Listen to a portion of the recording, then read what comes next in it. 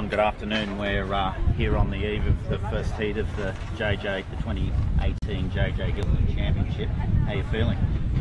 Yeah, good. Had a good race yesterday. We did. Boxing a bit above our weight. And this looks like a beautiful breeze today. It'll be a nice nor'easter, but probably not over the top. I might be able to get on the trapeze downhill. That'll be good, mate. Yeah. Sure the fans would love to see that. So how many JJs have you actually done? Counted up exactly, but I've been sailing. My first season was 75, so that's just about 43 years. I missed 8 or 9. So. That's impressive. You're looking forward to it? Mid-third, yeah. Still enjoying it. That's what we do it for. Yeah, absolutely, absolutely. Well, who do you think? Who are your favourites to take the title? Besides the mighty Yandu. Well, I think the boat that beats Honda will win it. Yep. You know, they've got to be there. They looked good yesterday. Mucked the course up a bit. They like and that's probably their Achilles heel, the lighter stuff, big sails. So yep. They get a second sail of the day, and I think we get plenty of breeze on Tuesday and Wednesday. Like I say, I think anyone who beats them will win it. Yeah, okay. And it'll be great to see the Kiwis win it. Sure. Haven't won it since '73. I was out with Noel and Sue Fleet yesterday, and they said it was something like 80 years. Is that right? Not 80, well 73, that's 45 years. 45 years, yeah. That's impressive. So, and never won it on the harbour. So. On the harbour. Yeah. They're certainly good enough to do it. Yeah. And unless they have a brain fade and muck it up completely, I would like to think that the Australians are still competitive. But I think our fleet's just this year, just with Coco not sailing, just a little bit off the pace. Not that Smeg's not, but they haven't had anyone to push them. So, and the Kiwis have been working hard, and let's hope it's just good, close sailing. It was terrific yesterday. It was a great spectacle to watch, and let's just hope it's a close regatta and it all comes down to the final race. Yeah, on Sunday. Can't any better than that. No, you can't. All right, John, cool. All the best, mate, and good luck for the regatta. Hope we have a good one. Thank you. Thank you.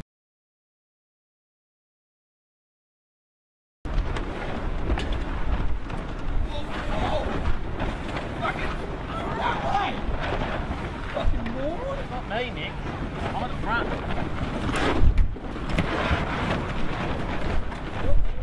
Mate, the back of the boat has to go. Where's the bungalow?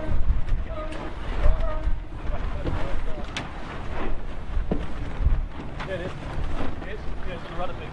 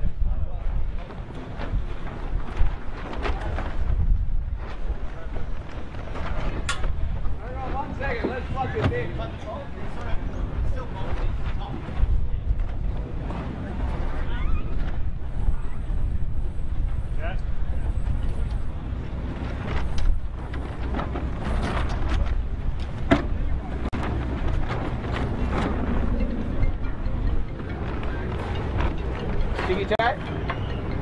You got it. Yeah, look at my pants.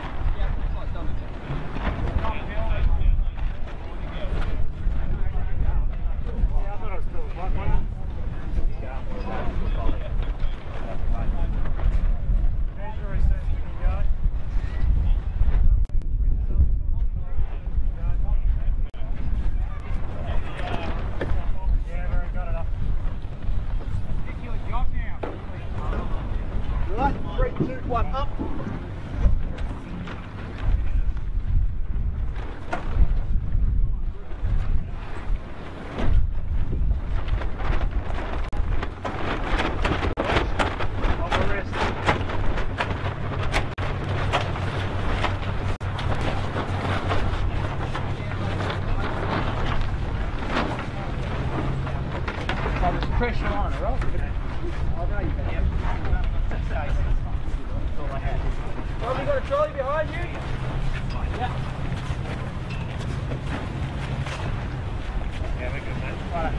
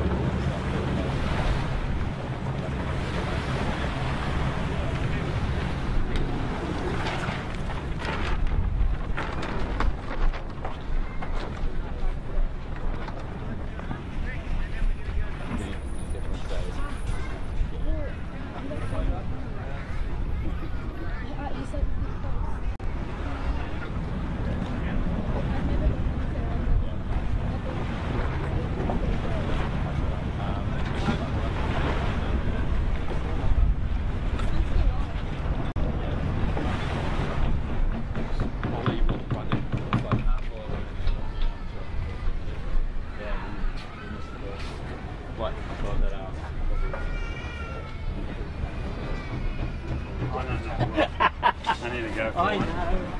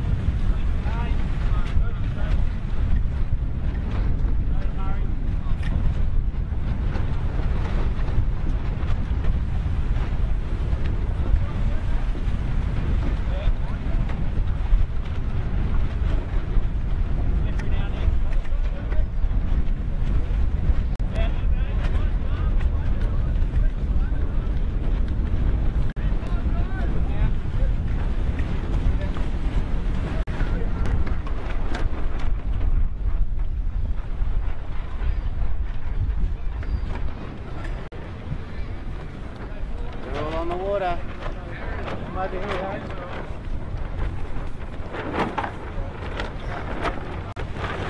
here. Yeah.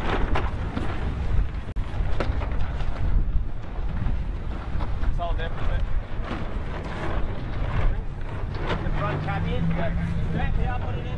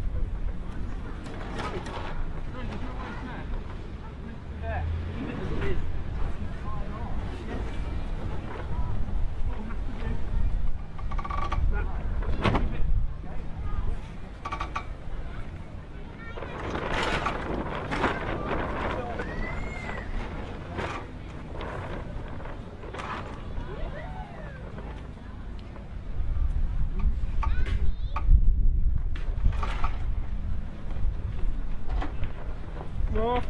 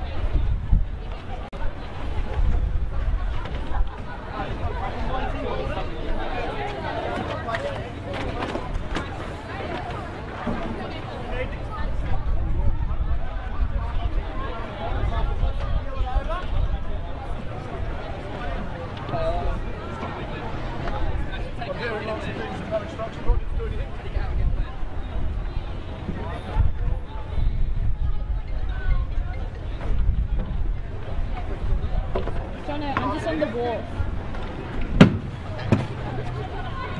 Where are you?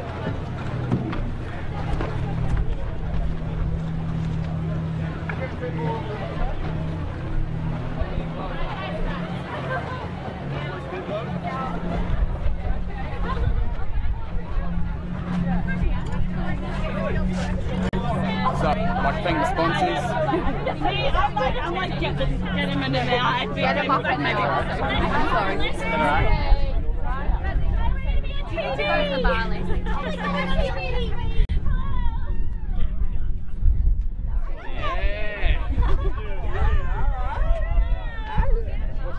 Come on, the superstar.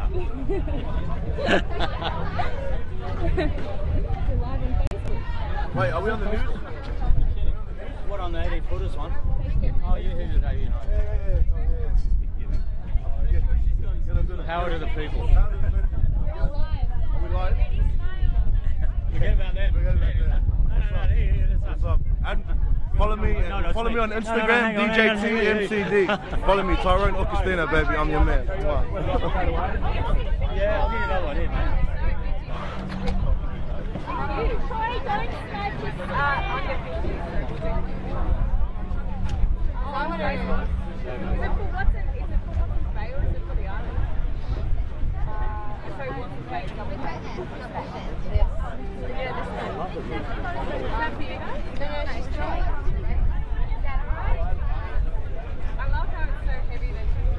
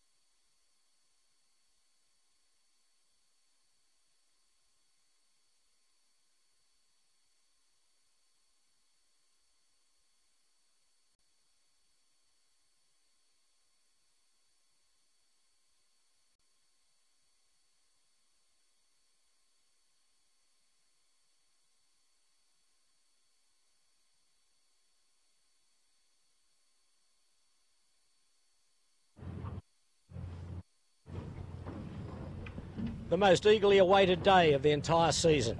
Welcome to race 1 of the JJ Giltinan World 18-foot Skiff Championships on a sun-drenched Sydney Harbour. A classic 15-knot northeaster greets the fleet for this first race. I'm Peter Shipway, along with Andrew Buckland and Warwick Rooklin. We're bringing this very exciting event to you. This is the first race today. We saw the invitation race yesterday in a light, fluky sou'easter that caused a few upsets and really didn't tell us all that much, because at the end of the day, Smeg, one of the highly fancied skiffs for this championship, decided to take to tradition and not finish the race after he led right at the finishing line. He decided that if he won the invitation race, it didn't stand him well for winning the overall regatta. So it ended up the Kitchen Maker was the winner of the invitation race yesterday. But today, as I said, a classic northeasterly breeze. 6 countries represented: Australia, New Zealand, the United States, Hungary, United Kingdom and Germany. The regatta brought to you by Winning Appliances, great supporters of this event. And I'll now introduce Andrew Buckland to give us his thoughts on what should be a fantastic race. Andrew. Pete, Sydney Harbour looking its absolute best, and it's I've only spent 10% of my life on it, and I still think every day, wow, and today's one of those days, isn't it? Strangely structured northeast wind, quite solid ebb tide.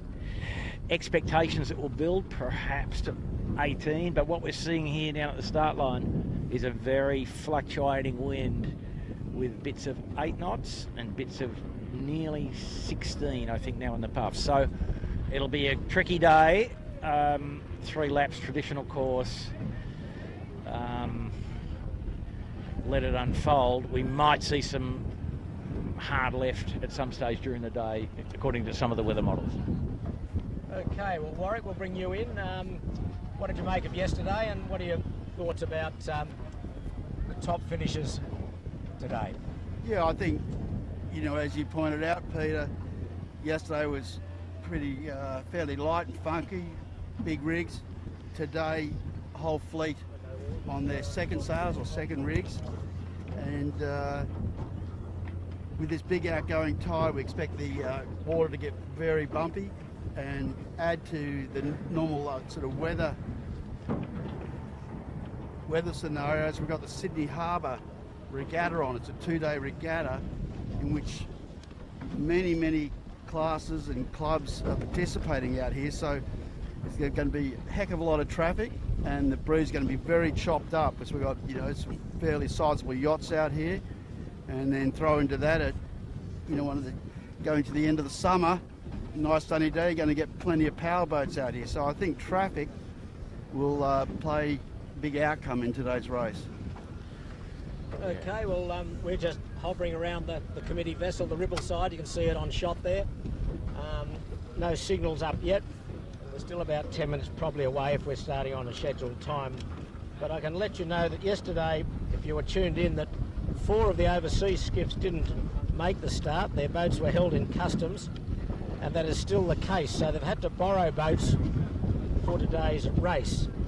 And if I can find my notes here, I can tell you what those boats are. But they have got boats from last year or yesteryear, and some of them are pretty good boats, and I think one is even last year's winner. Is that right, Warwick? One of them would be Noakes Youth, which is my young bloke's boat, so that's a very good boat. I thought one was Thurlow Fisher I saw. Is that not last year's boat? No. The last year's Thurlow Fisher is Vintec this year, so that would be an older boat. There was 2 Thurlow Fishers running around for a while. I think it's called compensation lawyers. So yeah, none of the out of the pick of that, the Noakes Youth boat would be the best for sure. Which is being sailed by one of the English teams, Graham and Eddie Bridle and Ed Gibbons. So it's pretty unfortunate, and I'm not sure what went wrong, but spiders in containers and the fumigation didn't get there, and so they're still tied up. Very unfortunate. But, I've got a feeling, Bucko, that they might be able to get those midweek. Yeah, the talk is that they'll have the boats available and be able to race them on Tuesday. And I just think it might be appropriate if the committee did consider some form of redress, because the competitors would be a little distressed. Okay, well, I found my notes. I've done my homework. B-Light from Hungary will be sailing Thurlow compensation lawyers. As I say, these were boats from yesteryear or days gone past. But with the Fisher and Pike. Time Genie, which is out of the United Kingdom. That is the old Dal Zotto hull with Noakes Youth sails. Lead, also from the United Kingdom, is higher, and Carltonburg Knight is the old Fisher and Paykel hull with the Kitchen Maker sail. So if you're not confused, you've done well. So we'll try and work our way through all of that as the day goes on. But so at least they're out on the water. It mightn't be ideal, but at least they're out there having a go. So we're still waiting for signals to come in. There's a lot of traffic, as Warwick mentioned, on the harbour.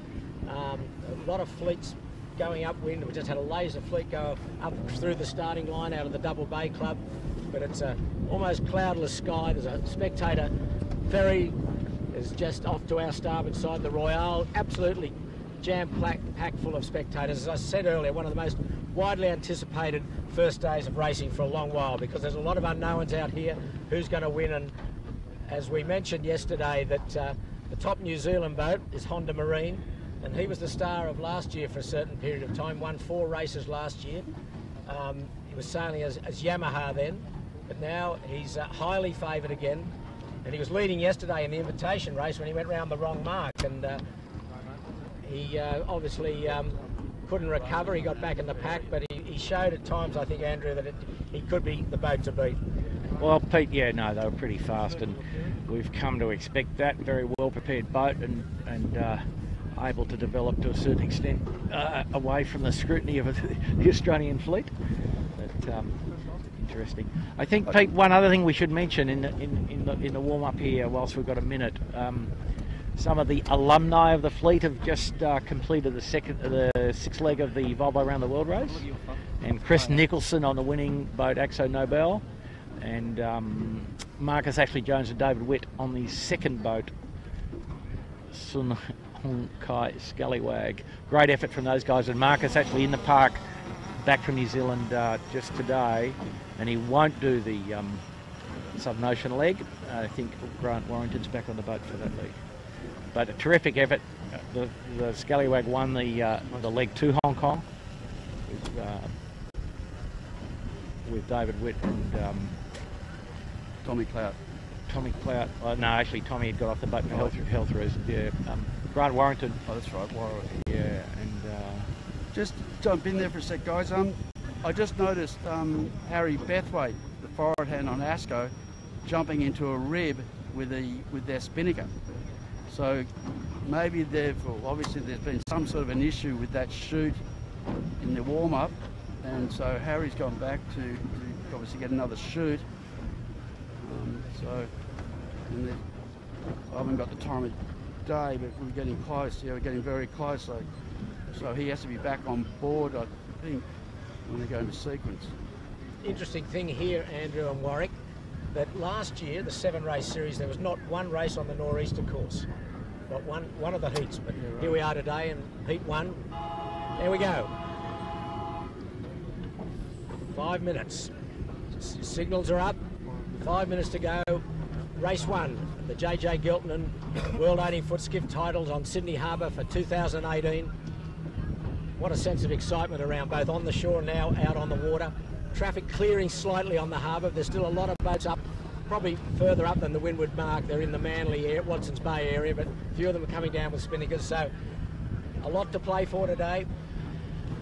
Yeah. Smeg, of course, the Australian champion and probably the top Australian hope. The winner 2 years ago, Lee Napton and his crew. Probably last year were disappointing in their championship. They were a little inconsistent. But I think they hold the hopes of Australia. And of course, as I said, Honda Marine trying to be the first New Zealand boat to win. Since the McDells. This regatta, yeah. Terry McDell. Terry and Kim. Kim McDell and Peter Brook. Peter Brook, won all those years ago in the title. In 1974 aboard Travelodge New Zealand. So if you're watching, Terry and Kim, we send you our best. Very popular sailing family in New Zealand, very successful sailing family in New Zealand. But here we are back in 2018 and we're under 4 minutes to go. Nor'easter in and tide going out. So Andrew, how do you see it? Let's go to Bradley's Head, Pete. The camera boat will go straight to Bradley's Head and tack across the fleet, no worries. And what's your take on this, guys? Like outside assistance for the Asco? Yeah, I was just trying to think what the rule actually says. The boat has to be afloat. And I don't know if Harry's back on board yet, but it's not outside assistance as long as it's not pre-arranged in a certain sense. I don't know. Yeah. Well, anyway, we'll concentrate on the race and we can sort that out at a later time. So we've got how long, Andrew, please? So 2:47. 2:40 something, yes, indeed. Okay, all right. That's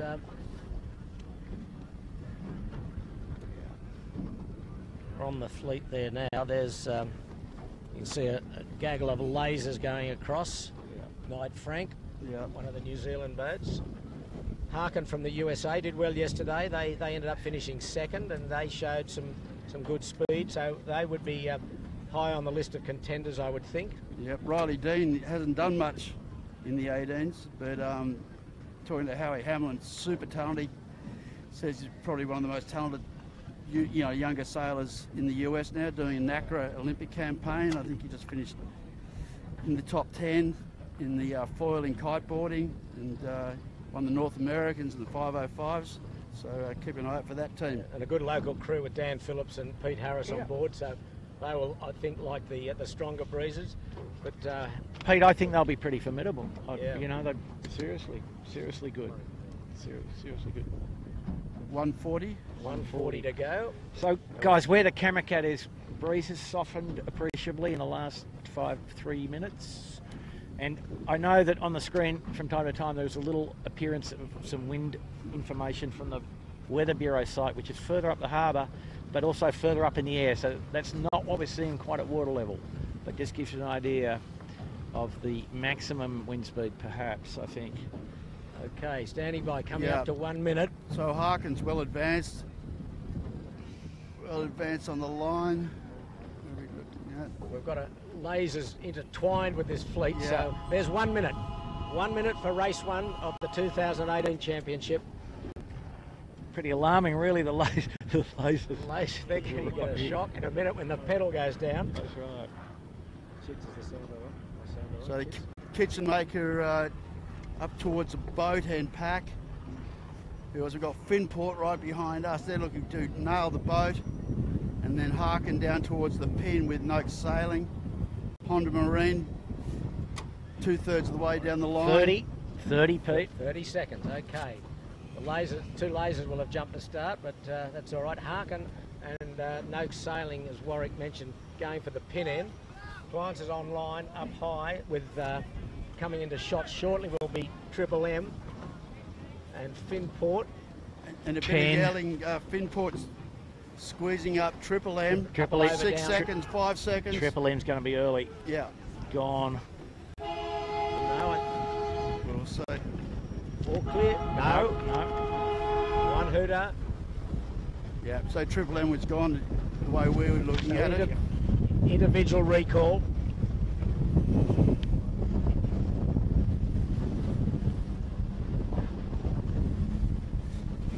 Okay, we're away. Number. We're away. It's a recall for an individual recall, but at the moment, Finport at the weather end.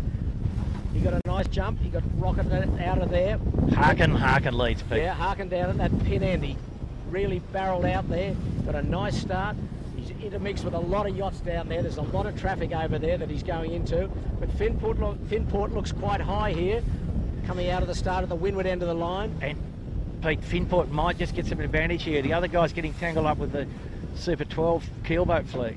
So Finport in clear air, and the other guy's having to sail too high and too slow to stay off the out of the dirty air of the keelboats. Tough situation. Yeah, well, a lot of compromises, huh?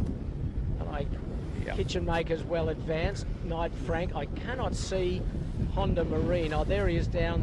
No, I cannot see Honda Marine. Can you see him, Andrew? I did see him pre-race favourites. Close down to the leeward end there.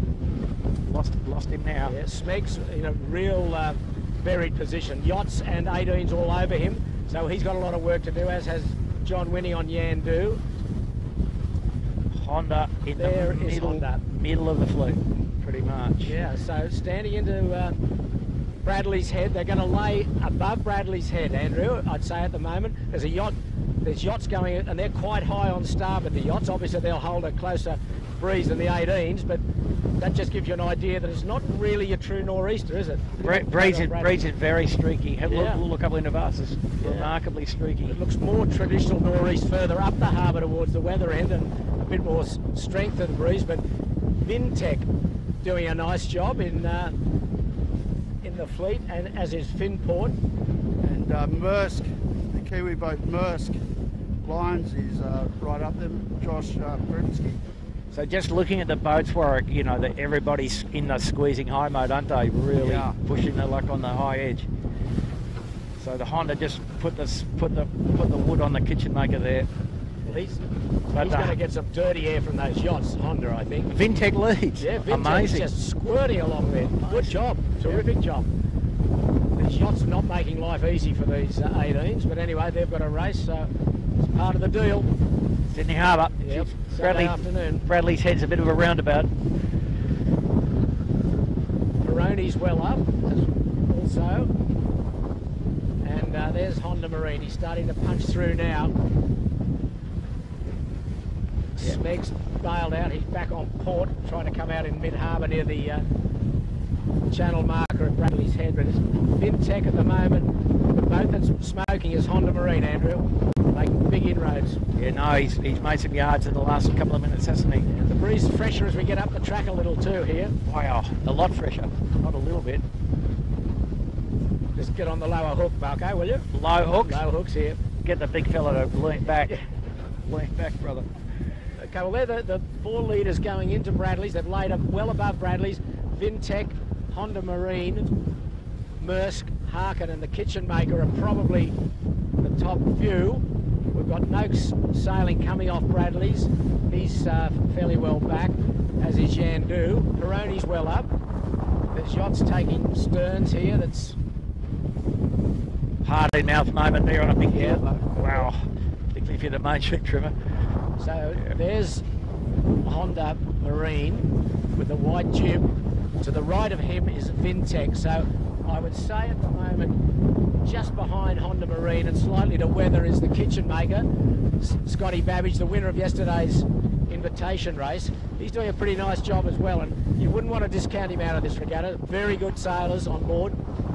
And That looks good. I was looking at a bit of Scott's track record. I didn't quite appreciate the depth of experience he'd had at the top level in the Moss, and also 29er world champion quite a while ago now, obviously, but we shouldn't underestimate. And very accomplished in 49ers too, Bucko. Yep. So, well, just on screen now, we've got left of screen is Honda Marine with the white jib, black mainsail. And then advanced going to leeward from him is Vintech, then Maersk, and then Harkin. Yep. So pretty spread out, spread across the nationalities. Yeah, we've got USA, New Zealand, Australia. Yeah. Peroni's making a move from back a little bit. He's got good speed, but really good bouncy northeaster now, Andrew, as we're approaching Chowder Bay. We're still in Taylor Bay. We're coming up towards Clifton Gardens, Chowder Bay. Plenty of wind. Yeah. Well, Pete, I mean, the wind structure is pretty amazing. You know, we've got probably 16 knots here. But down the bottom of the course, it's quite a different can of worms. The other thing we should keep an eye on is Smeg tacked out as we saw earlier, and he's now squarely in the best tidal flow. The guys here on the left edge that we're looking at are in less tide. Less positive tide, that is. Okay, well these guys have not tacked since the start, so they've come up a long way between the breezes, been in the right. I think as they're getting further in, they're just hoping for the header here, Chowder head, and then bounce out. I was talking briefly with Sevi Jarvin before we put to sea, and he suspected that the Watson's Bay side would pay on this in this wind. So, and we're seeing that, I think, up the top there. We see the laser fleet up there lifted high right, as we call it in Watson's Bay. So let's see what happens. If that's true, then the Smeg will be back in the race. Okay, well. So we've got Smeg on our screen, and he is settling in high right-hand air and in the middle of the river too. So I think Knight Frank, the other Kiwi boat, might lead from that side. And I'd say they're close, but Well, they've got good maximum tide out there. Yep, exactly. Okay, they're starting to bail now. Okay, the leading group on the left-hand side. Vintech going mid-harbour. Maersk as well. And there's Honda Marine just tacked. Right in on... Pete, by all appearances... hang on, Honda Marine. Honda Marine's capsized. Yep. Capsized, Honda Marine. He tacked and then he got sloppy and then... Looked like a rudder problem, Pete. Rudder, do you think? Yeah, well... Wow. Or maybe someone got pinned by Tiller, rudder. Yep. Have a look at the rudder, was. Tiller, rudder, something. Yes, something got caught, a crew member or something. Jib still cleated. Yeah, wow. That's costly. So it's a real test for those boys now. Yep. I think they've got enough speed to still get near the front, but not ideal. If I just hope they haven't broken. No, No, they've you got don't two. want to see that. No, Have they- we got that? Yeah, we've got 2 tiller extensions. So No, they're up and going. I got a feeling when I had a quick look then that I reckon someone got trapped up in the tack. He tacked and then he Had to just try and get back. went back at the way it come from. So, well, that's an early bit of drama for one of the favourites. Well, I do like the warm water over here, the Kiwis, don't they? Yeah, well, he wouldn't like doing that though. Would have put him in a bath. He still wouldn't have liked it. So, Warwick. There he goes. He's standing away now on port tack out into mid harbour, but he's given him a jump.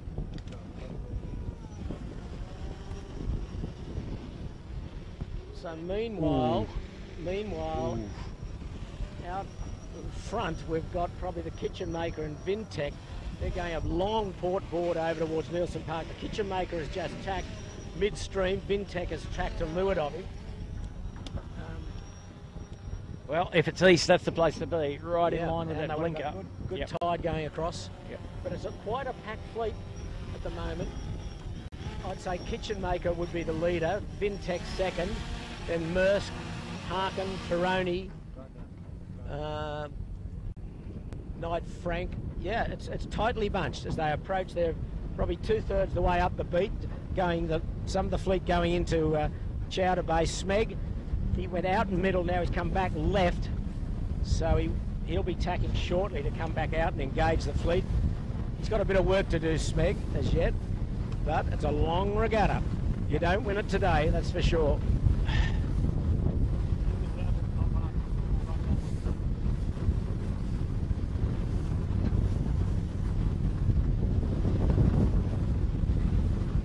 So the traffic not too bad considering what's going on in the harbour today. Yeah. Well, so, I mean, they sent most of the big keelboats offshore, in fact. So inside is only smaller keelboats, historic 18s. And the breeze is down a bit here again, Andrew, isn't it? It's not your steady, consistent northeaster by any means. No. You can see us bouncing around on the camera cat. All our technical boys at the back doing a terrific job. But meanwhile, back to the races, as they say. I've got Scotty Babbage in the Kitchen Maker is leading the fleet. Done a nice job, good start, good speed obviously. Vintech second. And the boats are really taking different courses. We've got some punching hard right like Yandu and Finport. Kitchen Maker and Vintech are coming up to George's Head. They're in the channel between George's Head and the Western Channel Pylite. Probably looking for a left-hander to come back on, Andrew, here. Yeah, but Kitchen Maker in pretty good nick here, I would say, and in probably the best current for this part of the track, so pretty happy place, and he's leading, so he's just thinking that he can keep ticking the boxes and lead at the windward mark. Well, he'll definitely be looking to go to the lay now. Yeah, he'll go to the lay, exactly, and simplify the little race plan a little. Vintech, one of the younger crews, they won the last heat of the Australian title. Kirk Mitchell, Daniel Barnett, Tim Westwood. The Barnett, a famous 18-foot skiff name. Well, he's the 4th generation of Barnett to sail 18s. Yeah, his grandfather, the great Donnie Barnett, the Bear. So the Kitchen Maker tacked. Kitchen Maker tacked. So Vintech is going, if it's a tight lay, Andrew, I think, looking at it, might not... I think he's undershot it. He's undershot, yeah. Well, Vintech's only a lot further. Okay. A lot of tide, Peter, but not enough, I don't think, to get to the mark. No, he's way under it. But the reason for that, Pete, was the ferry, okay? Yeah, So yeah. couldn't go to the low line because of the ferry. Vintech's gone the other side of the Manly ferry, so that's This will be interesting. a bit of Sydney Harbour feature. You've got to keep planning your way around the commercial traffic. So some big moves here. Finport hard right. Oh, there's a bit of mayhem behind it. yeah. Oh, look at... Hello. Oh, hang on. There's drama back. If we can get that. A yacht Come around to spinnaker your right, Blake. has caught on Honda Marine and put him in the capsized. The spinnaker's ripped on the yacht. Honda Marine is capsized right in the channel. There's a ferry bearing down. There's another yacht with his spinnaker flapping, trying to get out of the way of the ferry. Oh, this is drama, real drama for Honda Marine.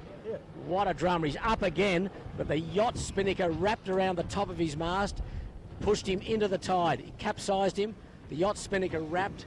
He's just getting going. So that's an error from the Honda Marine there. Pretty unfortunate. Gee, there's the ferry right in it. So he has got some work to do to get back in this race. So he's already had a capsize. That's his second capsize. So how about this, boys? The Smeg just working their way up into the top 6, 7 boats here. Wow, drama. Well, that was drama aplenty. But anyway, meanwhile, the Kitchen Maker and Vintech, the two leading group. Vintech done a mighty job. They stood on, let the ferry go past. Kitchen Maker bailed out, and at the moment we're watching the Kitchen Maker go across on starboard. He's nearly up to the port lay line. He's got another 4 or 5 boat lengths to go. Vintech will be second boat around him. Very close, very close. He's done a great job, Vintech. Yep. Okay, there's the Kitchen Maker setting up now. There he goes. He will lead by about 5 seconds around. That's the and then mark. And then coming in hard is the New Zealander Maersk. He's tacked short. This is gutsy. And he had rights there. He could have got a piece of Vintech. Okay, Vintech's put the foot down. Maersk's going to lay there. I think just. Okay, Kitchen Maker's round. Yeah, the Maersk's done a good job up the right-hand side, guys. And look, guys, they've got a laser fleet. Laser fleet's on starboard. These guys are on port. Get out of my way. Dear, oh dear, there's plenty on here. What could possibly go wrong, Pete? Any ideas? No, absolutely nothing. Well, some of the laser guys are bailing out. They're not having a piece of it, I can see that. Whether they've got rights or not. So the Finport will be 4th. Knight Frank, the Kiwi boat, will be 5th. Harkin 6th. Smeg 7th. Seatech 8th. Peroni probably 9th. Wow, what a beat. Well, there's a lot of yelling. There's lasers going everywhere. Knight Frank, another New Zealander's round. Well placed. Oh, the Peroni just had a stack. Wow. Oh, Peroni's, who have they gone with? Seatech. Seatech, yep. Oh Peroni dear, and there's Seatech crash. Another crash. Peroni up to his old tricks. Now here comes Smeg. As you said, Andrew, working his way slowly through. He's been handed a huge advantage as one of the pre-race favourites. Honda Marine has been in more trouble than the early Explorers. Oh, they're right down the back, as you would expect. Well, Honda's making the early Explorers look positively joyous, Pete. Yeah. Okay, Seatech round, then Yandu. Okay, we're off downwind. So this is a one-legger, boys. Yeah, no all the way driving. to Shark Island, low hooks. This will be a very fast race, considering where the start line was and how far they laid up on starboard. And now to be able to go straight down without jiving. Yeah. Okay, so the leader was Kitchen Maker at the weather mark. Vintech and Maersk very close for second and third. They're screaming downwind. They're off Nelson Park, the leaders. Then back to Finport, Knight Frank from New Zealand, Harkin USA, and then Smeg, the Australian champion. So the leaders now are approaching the Nelson Park blinker, coming into Steel Point. Andrew said that with that little bit left in the breeze, it'll be a one-legger down to Shark Island. And a big spectator ferry, harbour cruise ferry, in the way of the leaders to some degree here. Wow. They've been really headed there, the leaders. Yeah. Take the chute off to get to the corner by the look of low it. hook, Warwick, here, will you? Get on the low hook for us. Roger that. Yeah, okay. Okay, maximum speed. Terrific viewing now for these spectators. What a sight. Sydney Harbour 18-footers at their very best. Good nor'easter, little sail breeze, and absolutely powering towards the Shark Island jibe mark. But still the Kitchen Maker, just from Maersk, New Zealand, and then Vintech in third place, and Finport, another Australian boat, in fourth spot. So have a look down here, boys. No wind in the bay here, Pete. No wind, no. Yeah. It's silent. Look at those old-fashioned 18s that get stopped down there. Well, they might have a bit on, but distinctly Yeah, awkward here. A lot of wind at the corner and then quite light air on the approach to the actual Now mark. they're throwing sheet at it now on Vintech. Look at Vintech. They've got maximum pressure. They're not laying at the moment. No, she shoots off for these boys. Okay. I would suggest. And this can be a benefit to the trailing boats. They get to observe the selections made by the leaders. But header with no pressure near the mark, I think, Pete. Yeah. Look at that blue and yellow spinnaker on that vintage 18. We're seeing at the island. He's got very little wind. Meanwhile, Mersk and Kitchen Maker screaming down towards him. Mersk to windward, Kitchen Maker to leeward. They might lay. They just might lay, but it's going to let them go, let them down here. This breeze, I think, Andrew, it's going to get lighter. Yeah, Vintech hanging in third. Then a fair gap. Just little. Oh, there he's hit the brick wall there, Mersk. Little rolly puffs, yeah, little weird. Yeah, there'll be little squirrely ones coming over the top. They'll carry the chutes, I think, at this stage. Yeah, There's Kitchen Maker still going. Oh, the Vintech's had trouble in third, going into windward. Well, they could lose steerage if they get that Oh, main he's on in trouble. board. They're gone. He's gone. That's the I end. think. No. No. No, Good well job, saved. boys. They've saved Skipper that. still out on the wire. Get the sheet on, boys. Have a look at the Kitchen Maker though, boys, over here. Wow. And Finport is right on our stern. Is getting lifted. Yeah, oh, that was bad Knight's luck. front. This is going to really And then mix things up. Meanwhile, the leader, Kitchen Maker, really hasn't stopped. Yeah. He's come No, snug he through the leeward. sailed that tricky bit very well. Kept the pressure. Now Mersk is right on his hammer.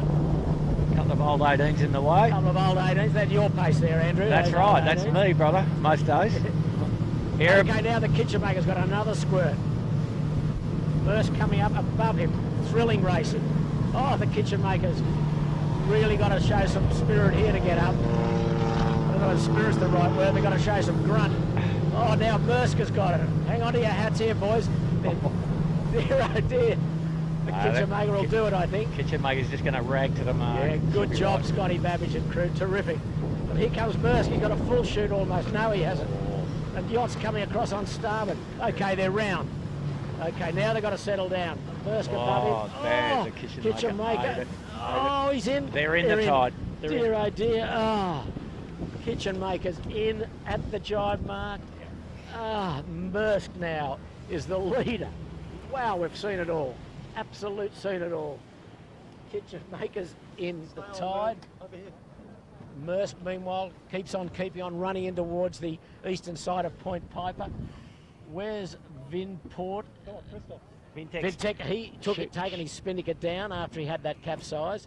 They're just looking back at the fleet. Keegan York will get around second if he can make it. He will make it, yep. But I tell you what, the Kitchen Maker's right on the mark. I think they've got enough room to get stay here, right? We'll see some action, I think. Okay, there's Keegan York in the Finport. He's second at the moment. That's in the water there is the Kitchen Maker. There's two vintage 18-footers coming down to jibe. They could be worth watching for a bit of fun. There's a really nothing good can go wrong on them. No, there's absolutely never. nothing. The Kitchen Maker, guys. Get on the racing boat. Never. Okay, back in the fleet, Vintech is just rehoisting their spinnaker. And the Smeg coming at us. Smeg coming at us, and here we've got Harkin. Yep, Harkin. Putting their way into contention. They will be third. Smeg coming into fourth. Vintech, slow to hoist, will be fifth. Vintech's got an issue with their set. They can't get the halyard past the hounds. Yeah. And they could end up prawning that. Okay. Pretty handy to have Big Pete Harris in the bow, I'd say there was. Yep. Oh, no mistake. She's nearly in the tide, the old 18. So the Smeg, who was buried, has come back into contention and is now in what? Fourth place. Yeah, exactly. Fourth place. So that run has just absolutely blown up the field. Now looking back, if we can look back at the fleet coming down, they've all gone high under Steel Point, which they've all got pressure too. So anyway, a very mixed bag that run. Kitchen Maker still in the tide, trying to get up. Here he gets up. He's got the spinnaker down. Meanwhile, the racing fleet tearing downwind, and it's still well ahead. And Asco. Remember, Asco had to go in and get a new chute. Yeah, just made the start. So there's Yandu going round, plenty on, as usual. Rock solid downwind, John winning. Knight Frank, another New Zealand boat, is round, and they're running in towards Point Piper because they're a little bit of east in this breeze, or more east in the breeze, and jibing and running down with Okay, we've got Lumix, Triple M, Honda Marine coming in, C-Tech, and now Vintech. Oh, Lumix. This is nuts. The kitchen maker's in trouble again. Yeah. There's a big crash. There's that Panasonic. Oh, this bloke's on starboard. Yeah. C-Tech is powered over Lumix. The kitchen maker still a bit chicken winged up there. Oh, they all escaped somehow. God knows how, they. And there's Honda Marine. Well, you'd have to say they've got back into this somewhat after their 2 capsizes. Still the fleet keep coming.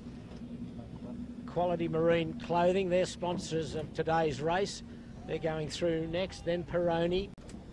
They had a capsize, I think, at the weather mark. Here's Appliances Online. I think AOL went back at the start. They were dead last up to the feed. So. All right, so that was pretty crazy. For everyone. Plenty for everyone on this race so far, which is what we want, what we want to expect for these boats. They give you everything. They never let you down. God, that's an amazing lap, isn't it, Pete? Like, extraordinary. For incidents, the incident coefficient pretty high, yeah? Wow. So what do we make of this breeze, Andrew, at the moment? Well, it just filled into the bay and now it's lifted off again. You know, it's not sure what's going on there, but it's not unknown that you get strong wind just right at the corner there. I did actually go on the tide in the old 18 there a couple of weeks ago. Wind went from 8 to 20 in about 1 second. But, didn't the Admiral let the sheet off? What happened? Oh, we dumped and we were just green over the foredeck, mate. So all these guys coming down here on this run, they've got plenty of traffic to contend with again.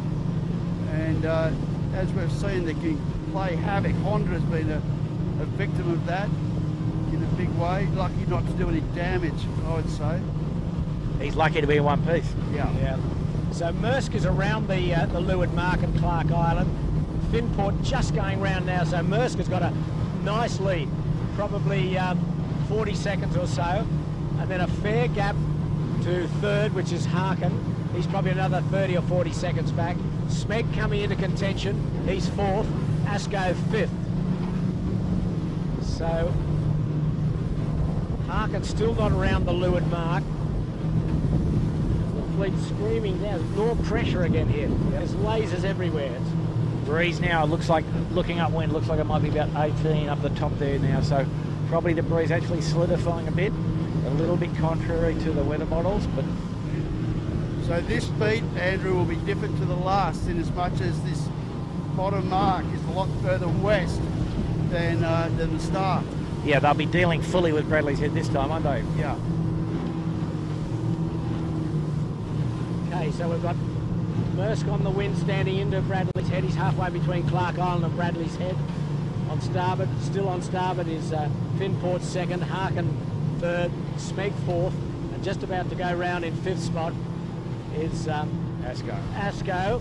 And the ever-consistent John Winning has wriggled his way into 6th spot. So there you go.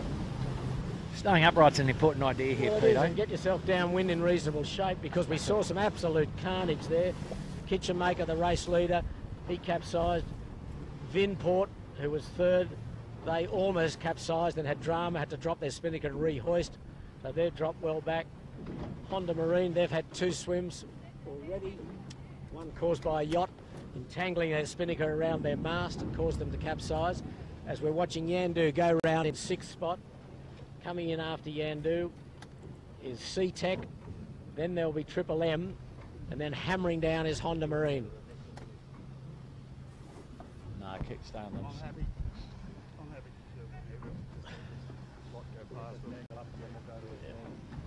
So we're going upwind now for the 2nd time, up to the Beechel Buoy, turning Market Sound Peaks, and the big VMG run back down the harbour, and then one more beat, and Shark Island, Clark Island finish. So there's Honda Marine just going round. Vintech, the youngsters who were doing so well early on, they're still in the hunt. Knight Frank, another New Zealander, coming round next. Panasonic, Lumix, Panasonic and Peroni will be the next group around. Yeah, Okay. that was, as you said, Andrew, that was a pretty chaotic lap.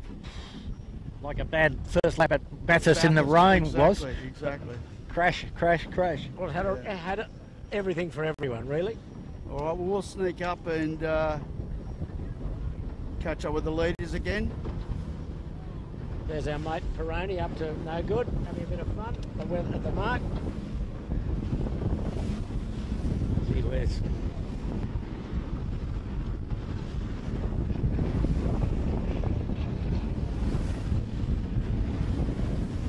Okay, we're sloppy water now, Andrew, with that tide going out, yachts and traffic everywhere, isn't it? No, it's awkward. And, you know, what we've just seen is what we did talk about a little bit yesterday. The Kiwis, you know, Auckland Harbour relatively unencumbered by all these things. Sydney Harbour pretty chaotic on a Saturday afternoon in all reality. And the Kiwis having a bit of trouble with the traffic management, shall we say. But also the water disproportionately bumpy. The spectator washes, the keelboat wash, the ferries, the punters coming back from Store Beach, etc, etc, etc. There's no smooth water here anymore on a Saturday, on a warm Saturday like today. So quite difficult for the crews, and really a serious issue of sort of race planning and race management. Feels like this breeze has kicked in a bit harder. Solid, really solid on the western side here, was nearly 20 here in the corner, 18 at least anyway. We're probably getting wind readings off the tower that are higher than that, but yeah, it's built. And all these guys, Wintech and C-Tech, heading into a lot of traffic. Is it Dragons or Etchells?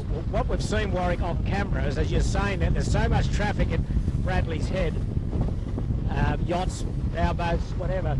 Honda Marina bailed out early. They came around at the mark, stepped out for 100 metres, then bailed out on Port Tack and took a long tack over towards the western side of Point Piper.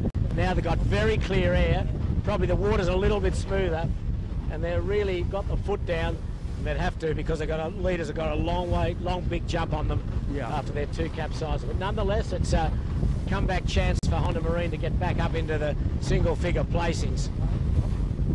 But meanwhile, Maersk They're is bolted. doing the job. They have absolutely bolted. He's mid-harbour, starboard tack.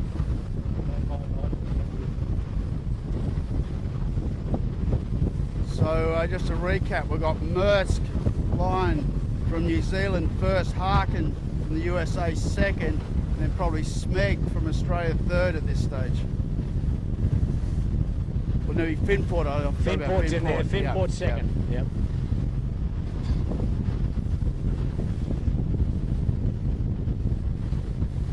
So boats, I mean Harkin, just to let you know, it's going hard to the right.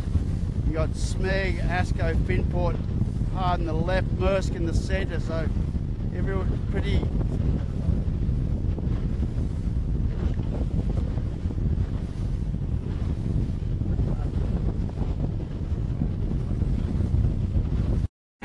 So we're here with Ricky Bridge, who's the sheet hand on the mighty Smeg. How are you feeling, Ricky, on the eve of the first heat of the 2018 JJ? Yeah, no, feeling really excited about the racing and getting out on the course today. It looks like we're going to have a nice nor'easter, and yeah, no, looking forward to getting into it. You know, this is what we've been saying for all year, and it's finally come around.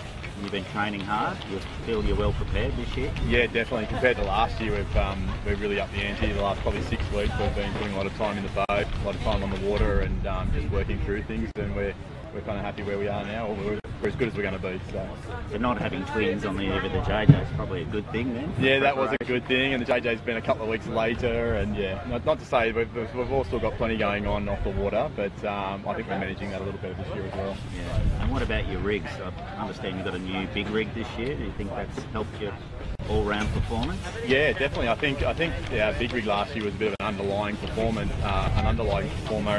in that.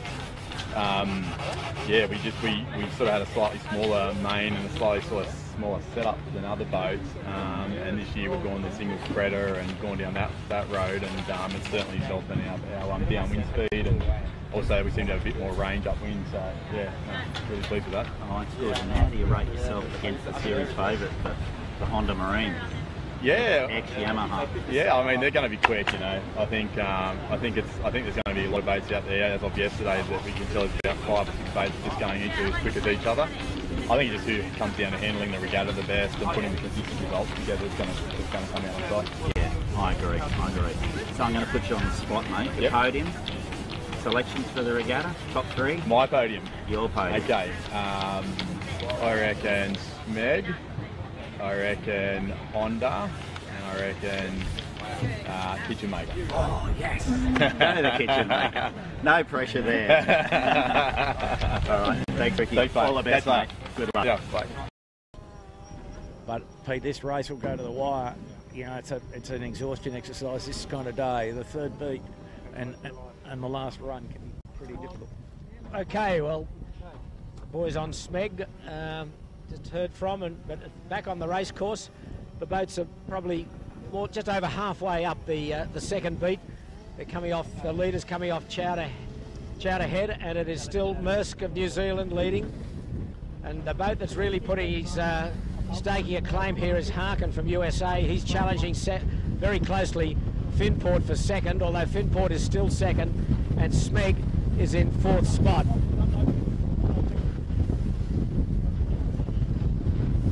There's Smeg going across mid-harbour, trying to get maximum tidal flow. Good breeze now, Andrew. Breeze back up. Yeah, breeze back around to about slightly high right, like 035 magnetic, a little to the right of the normal situation, and up to perhaps 20 knots, looking upwind here where we are in the middle of the fleet, or the middle of the leaders at least. Okay, there's Finport. He's standing into Chowder Bay. The others are all out midstream. No. Sorry, Finport's. I'm sorry, I was on Harkin then. On Finport going away on Port Tack. He's midstream. My mistake there. That is Finport. I'd say he's about the same distance behind Maersk as they were at the leeward mark. There's Maersk just tacking in front of him. Yeah, I think they've closed up a bit actually, Pete. Yeah, maybe. I think Finport's quite quick through the water when it gets to where the pressure gets up. Once they be amongst the heaviest crews. Yeah.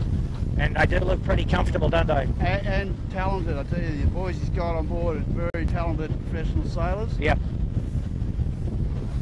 Plenty of wind here. The harbour surprisingly clearing quite quickly of boats. Most of the fleets have gone home and finished their day's racing. So there's quite good runway between the leaders and the weather mark up at the Beechel Buoy near Sound Peaks Reef. There was the resumes for Matty Stender and Gus Williams, pretty good, I'd say. Yeah, they are. They're good boys. They've been doing a lot of, match racing stuff, big boat stuff. Yeah. Trying to get 38s. Just, turn up every day with the mindset it's the day job and let's go and do it. Yeah, exactly. So and that's what you're seeing, I think, pretty well there.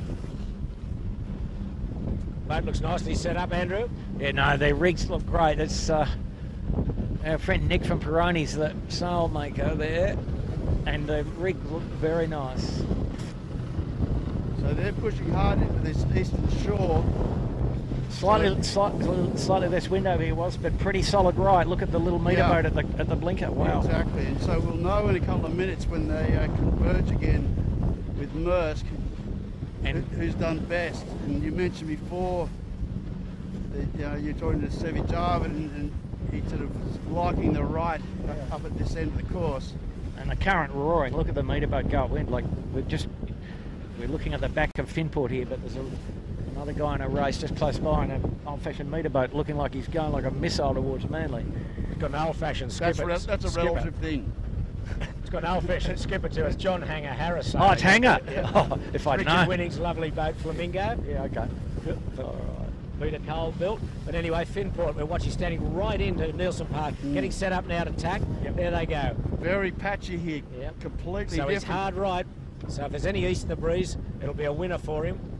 Good pressure coming to him. 3 strings now. So where they were easing gear before and looking to depower everything, now they're looking to power everything up. And massive split. Yeah.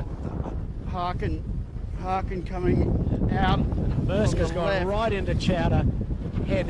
He's tacked there, and he's got a nice left-hander off chowder, I think, Andrew. Yeah, but Finport here looks pretty good to me. Yeah, he's high too, isn't he? Yeah, you know, done a good job.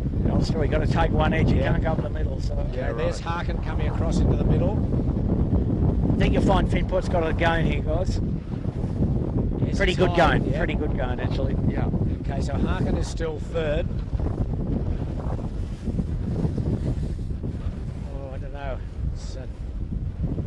Mersk is still well ahead. Mersk is still leading, yeah. But, okay, here comes Harkin in the picture now. So he has closed up on Finport. He'll go a bit further left east. is a bit better then. Well, maybe, I don't know. A bit more stable breeze. Yeah, perhaps. just a little bit, not enough wind on the right here, perhaps. Looking still where a bit Harkin patchy into coming down. Watson's Bay. Pete Harris, born and bred on Watson's Bay, sailing out of the Vaucluse 12-foot skiff club. They've just put a tack in now, Harkin. Daniel Phillips, Olympian in the 49er class, multiple world champion in the 49ers, European champions. Some skill on board. Oh, and a bit of water on the camera cat. And now sailing Cherubs with his daughter. That's correct. Fantastic. So the Harkin's well up to the ley line there, guys. Yes. Well, you're seeing now on screen Finport, but coming in from the left, black sail, white jib, black mainsail, white jib. That's our race leader, Mersk. He's got a nice handy lead here. We'll get a time on this at the weather mark, Warwick, but it's a good lead. So don't remember, this is the VMG run back down the harbour to Clark Island, the leeward mark. Yeah, this would probably be pretty straightforward. Yes, just two jibes. Two jibes and in, yeah. Even you can manage this one, Chippers. Yeah, I would. I'll be sitting in though. I wouldn't be on the wire. Sitting in. Yeah. Square the pole back, Pete. That's right. Oh, that might be a bit expensive there for the Mersk. They didn't lie. He was short at the weather mark. 2 short tacks. Yeah, he's well under it, so he's got to go back a fair way. So 3 leaders on starboard. Mersk the leader. Harkin and Finport vying for second place. Finport will be just second, I would think. And it's still pretty crowded when you get down to the bottom of the course. I just looked over my shoulder then. So when they get down towards Bradley's, there's going to be plenty to contend with and very bumpy. Okay, we're on the leader. The New Zealander, Mersk. About 3-4 boat lengths from the weather mark, and we'll get a time on this. Okay, his bows there now. Okay, boys, shoot up. Oh, watching for the bear away first, yeah, Pete. No, he's done. He's okay. Got He's that safe. done. Still haven't tacked for on the ley line. There's Finport tacking now. Just see them going behind Mersk. And they've had a bad tack, Pete, and Harkin's on starboard has Harkin rights. Will engage them and won't cross them, I don't think. No. Finport is still second, but it's only a couple of boat lengths in it. Okay, that's the margin there. Okay, what's the delta here, Warwick? We're not quite there yet. 40 already. 40. Okay, yeah. Be a good 50 seconds. 40 to 50 indeed. Okay. Finport bow down. Is he right? Yep, he's so safe. 47, yep. 48 seconds, and then nothing. Harkin's right on their tail. Yep. So watch these sets. Bit of yelling going on here. It's good 18-footer stuff. Well, it's just polite advice from the helmsman. It's called. I don't know what that's about. Okay, nice set on Harkin. Daniel Phillips hoisting there. And looks like the Asco's made a bit of a mess of the Smeg, and the Smeg went hard left. So wow, that's interesting. Asco's got himself back into 4th. Yeah, that'll be interesting to see after the race what transpires. Any more comes out of all that. So he'll be 4th and Smeg 5th. So Smeg went. Which way did he come up? Andrew left. Hard left. Hard left. Yeah. Didn't work too well. No. So it's a bit subtle, I think, Pete. Asco round. He's safe. Now Smeg next in 5th spot. Then a fair gap to 6th, which I think will still be Yandu. C-Tech, Pete. Yandu or C-Tech. C-Tech. C-Tech on the Port Tack ley line. Okay, there's Smeg. He's around. Okay, Spinnaker up. Nice set. Second lap. No. All right, so battle for 6th between Yandu and C-Tech as we power off downwind, following the leaders. And then Honda Marine just behind Yandu. So they've got a lap and a half to sort of try and do some damage to get some vital points. Yeah. The Wheel Chaser leaders down BMG Run, getting up towards halfway through this race.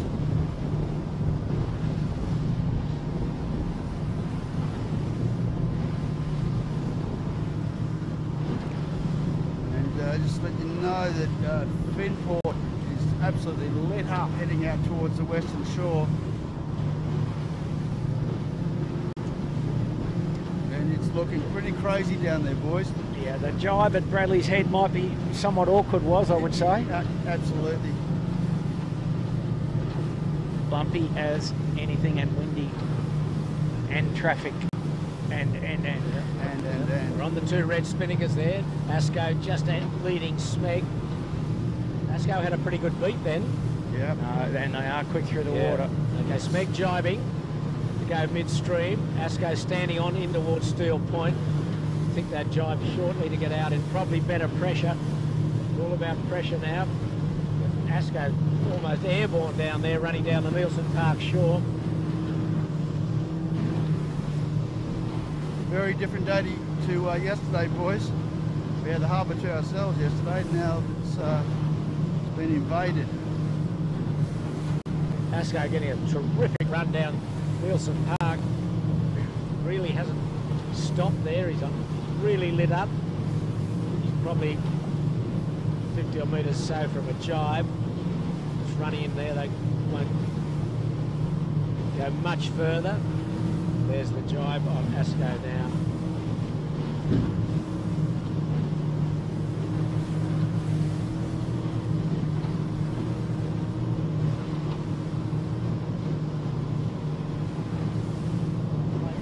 So if you come around to the right, Blake, we'll pick up Finport. And just behind them, JBW on our bow there, Sponsors Day.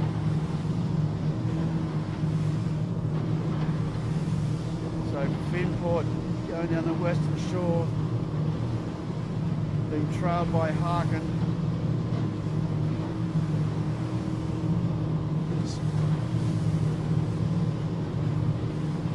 Finport out much further in the mid-harbour than the Maersk, the race leader, who's almost scooting down the Bradley's Head shore. Yeah, the Maersk might be fairly close to the Port Jibe low line to the bottom from there. So yeah, we'll see. We will see. Strongest wind is, you know, Finport's probably in about where the strongest wind is for the next sort of 500-800 yards. And when they come to this bumpy water, Barco, they'll be getting a bit of launch action, I'd imagine. Yep. Been a little bit disturbed by that J70 then. We've got a nice clear path after that pretty substantially. Whereas the Maersk has been, threading the needle a bit down there.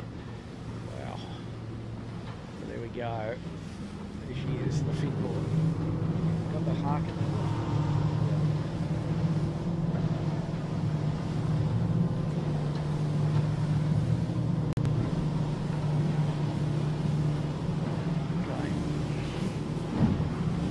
Smeg's going to the east here, so not on screen, but a little bit further back up the track.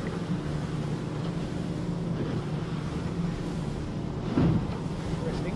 Yeah, Maersk right at Kentucky Fried Mark, as we call it, off Bradley's Head, the red and white channel marker. Got good pressure, it's bow down, and not far off that ley line at the moment, Andrew, is he? No, just a bit above it perhaps for the... Probably nice, perfect position, nice really. Lie.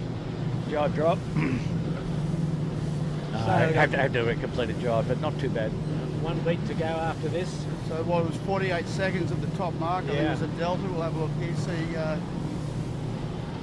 the chasing pack has done anything. I think he's stretched out a bit, Warren. It looks a big distance, but they're moving so quickly and the time disappears rapidly. But I think he has extended somewhat. he's well above the lay line at the moment. Well, we're doing 25 and making no impression on him at the moment. Okay, here we go. Well, Camera Cat will lead at the bottom, mate. No worries. You watch. So they'll have to do a complete jibe. Yep, yes. So it won't be a jibe drop, it'll be just a conventional jibe, scoot in on starboard, drop, and then on the way in the wind for the last time. The long beat back up to Sound Peaks, the Beachel Boy. Great shot there of Finport, yeah. He's still running away into Point Piper. He'll jibe shortly, I would think. He's going to extend a little bit. There he goes now, jibing, while Mersk, the race leader, has jibed. We're on him at the moment. He's got about 50 metres or so to go to the turning mark. And a bit softer down here. Yeah, he left it probably... Oh, he's very conservative there, Pete. Yeah. He can afford to be, can't he, Yeah, Bucko? okay, time is about handy to the lead. Yeah. But the breeze down weirdly to about probably only 10 or 11 metres. Harkin in front of Finport, crossed ahead of him. Yep. Pretty easily too. Yeah, okay, so Mersk is around, and that's we're watching just Harkin jibing with the white spinnaker left of screen. Finport, he's left himself a bit short here too, I think, Finport. Yeah. He's going to have to two-and in. Finport hasn't come down the run too No, well. No, he has not. And if Harkin will be feeling barreling in. Yep, they'd be thinking that they'd be close to consolidating second there. And Smeg Smeg, starboard tack rights when he jibes to Finport. Harkin will have starboard tack rights. So here's a go here. Pete, looking back up the track, I think Smeg's in the tide. Yeah, I'd say I couldn't find them, couldn't see them. All right, we're just on the action here at the turning mark. So it's 44 now, so it's about the same. Yeah, but to a different boat. Finport will be third. Or no, he's going to they've got rights. He's going to get in there. Finport will get in there. Okay, so about the same time. Don't forget you can hit the mark in 18 footers. Saw Finport kiss the mark. You're allowed to do that and continue racing. And, well, more drama. We cannot find Smeg. Last seen on Port Jibe, but I think maybe if we look up near the ferry there. Well, and the thing is, guys, remember we were talking about Honda, Marine and Smeg to end up battling this out. Well, Honda Marine's now got himself back into, with the demise of Smeg, Asco will be fourth, and then fifth and sixth. Fifth will be Yandu, and sixth is Honda Marine. So there you go. We cannot see Smeg. For those supporters of Smeg, we cannot give you any good news. Yeah, this field has really got blown up, hasn't it? Yep. Meanwhile, that's the leading group, all standing on starboard up toward Bradley's Head. Mersk leading. Very tight for second between Harkin and Finport. And we're watching here Yandu and Honda Marine and Asco coming down. Asco will be next round in fourth. They've done a good job. Yep. A good battle between Honda Marine and SeaTac, the two Kiwi boats. Alex Vowling and Dave McDiarmid. There's a couple of red spinnakers up there with writing on them. I think the right-hand one is Smeg, isn't it? Looking way back. Can't. Right on Chowder, on George's Head. Yeah. Behind Appliances Online, white spinnaker. I think that may be him. Long way back. Okay, what have we got here? We've got SeaTac, messy jibe. Yeah. Oh, it isn't. It's not Yandu. I'm sorry. It's SeaTac with a white spinnaker. They've jumped Yandu. Honda Marine. SeaTac will be next. Honda Marine, then Yandu.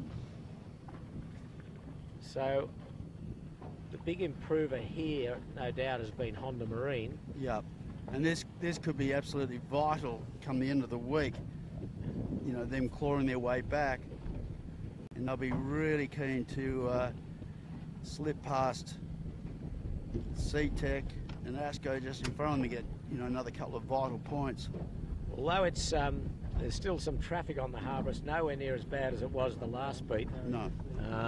So that's a bit of relief to the skiffs. Yandu just goose swinging the jib as they go around. He's next.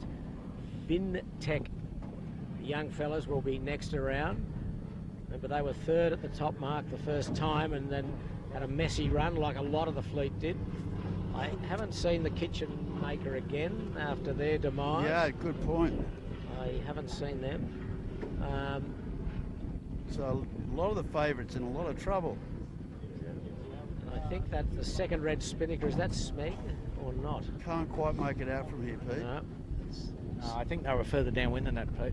Wow, okay.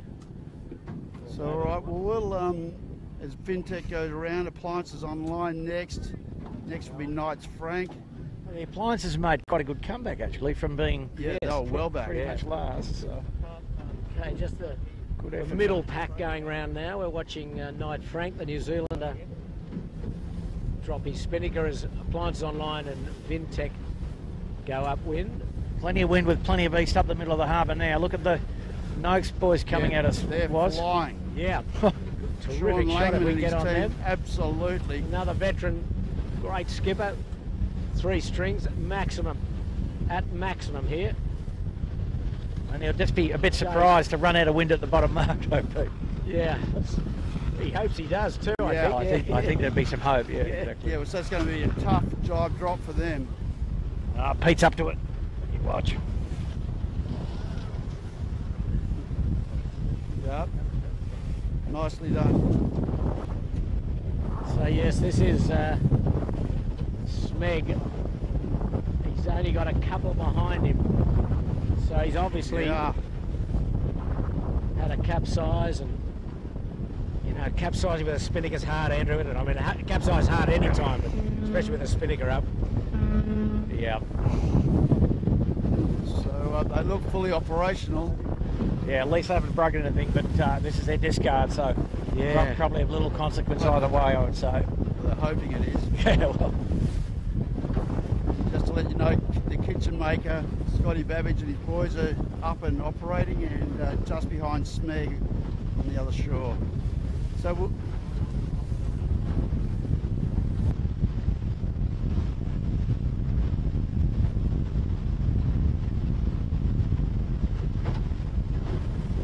Okay, well, just as the fleet going up the beat for the last time, we're going to have an interview with the Honda Marine boys, being interviewed by Steve Quigley.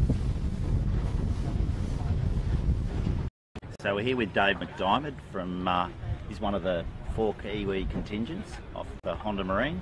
So Dave, how are you feeling on the eve of the 2018 JJ? Yeah, pretty good, Steve. We've had a pretty good build-up so far. We've been here since Wednesday, and we've had a few days practicing on Sydney, getting used to the conditions, so we're good to go. Sorry about the phone call, mate. Yeah, right. How are you feeling about your chances this year?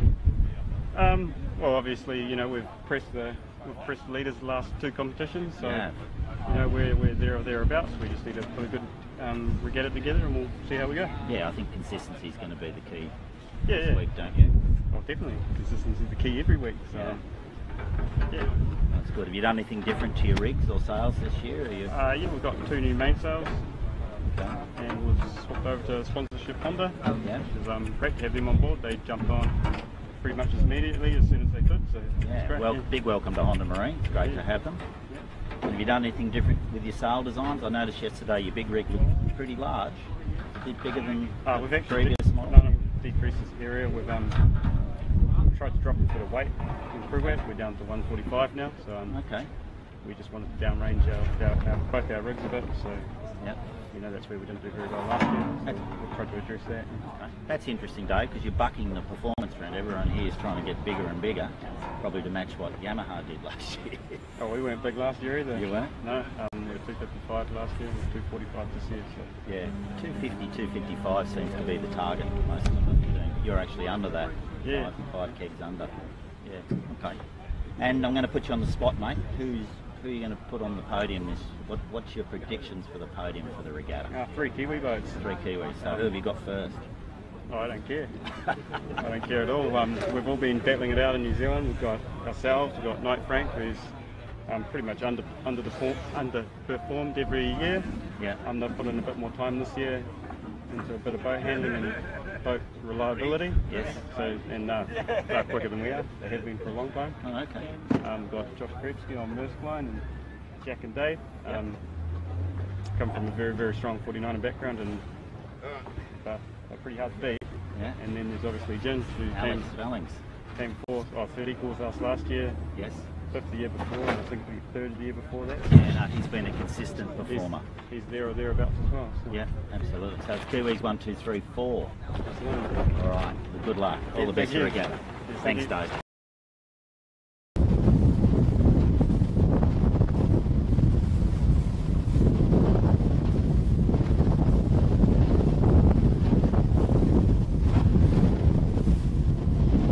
Okay, we're back on the race leader. First from New Zealand, first heat of the 2018 JJ Giltinan World Championships on Sydney Harbour for the 18-footers. Merce just tacking off Chowder Bay on the last beat. He's halfway up the final beat, approach the Beechel Boy up near Sound Pigs. Good steady nor'easter now, Andrew. Up to what do we got? 15, 18 knots here.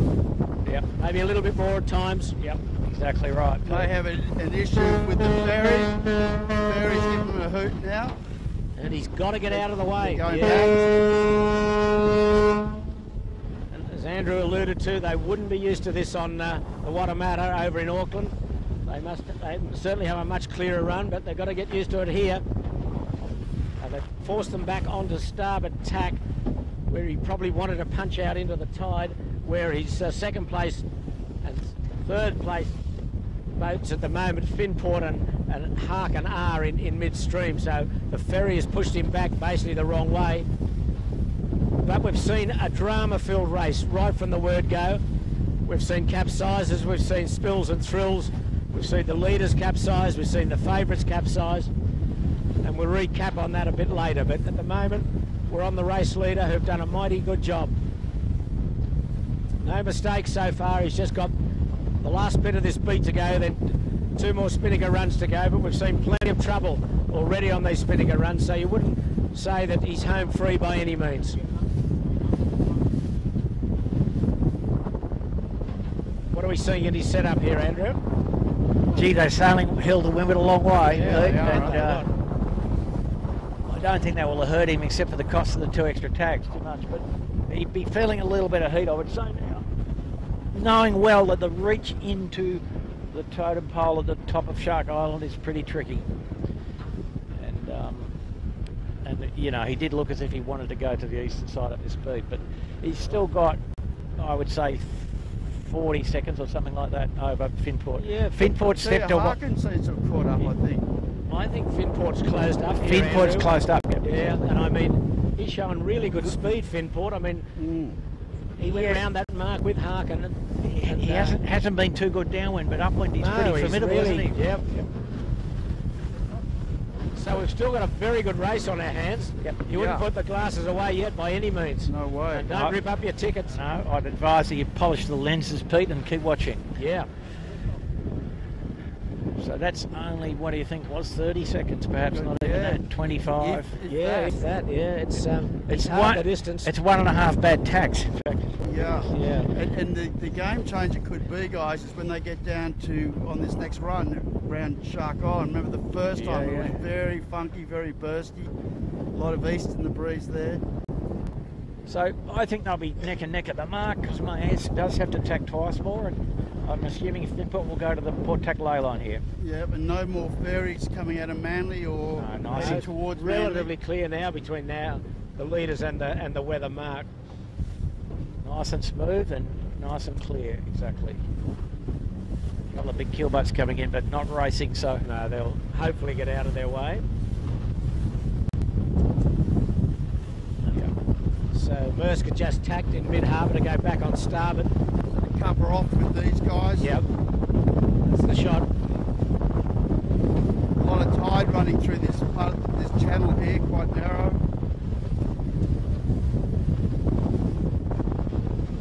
yeah, we just hope that the Finport boys, they haven't been that good on picking the ley lines so far this regatta. Yeah, well, they should be able to sail far enough to only do 1 tack. No, exactly. So you get it. They have to go to the ley line. Harkin won't lay. Harkin just a little bit out of shot, but just to the left. Harkin's at the tack and they won't lay, so I'll have to do a couple more tacks to get to the top mark. They could lay was if they just sail high and slow in the ebb, but they may not. Enough tide, do you think, Bucko? Just about. There's plenty. Okay, there's Finport tacking now. Okay, so they haven't gone too much further than Harkin. You can come around to the left a little bit, Blake, you'll pick up Harkin. No, I think you're right. I doubt that Harkin can lay from there, and these guys won't be too far behind the Maersk by the time the Maersk finishes their tack. So, all right, so we'll get back around on Finport here, and as they're about to engage with Maersk, and Maersk, they're not on lay at this stage yet, so they're going to need a lot of tide, Bucko, the Finport boys. Yeah, they need big left-hander. They need less east is what they need. Yeah, they're short here, well short. Yeah. Meanwhile, Maersk just crossing ahead of them. It's game on. So advantage. Certainly game on. Closing, aren't they? Advantage. Maybe these two have got a bit of a speed advantage over Maersk. I'm not sure. Yeah, I think looking at Maersk, I'm not sure. We will establish it for the viewers, but the crew weights on that boat don't look that high. Okay. But they're going a lot further. They're going to make sure they're going to make sure, and there's no harm in doing that. As you know, mate, you can just put the bow down and saves you 2 more tacks. Yeah, they're 1 tack up on the they're chasing competitors. It's not a keel boat where it hurts to do that. Yeah. Exactly. Gee, that tells you how much east there is, though, doesn't it? A little bit of overlay is a lot better than underlay in these things, isn't it, Andrew? Yep, absolutely. He's still not massively overlaid by any means. He's comfortable. He'll get there with a tide, I think. Yeah, just comfy. Probably gave a bit of jib then.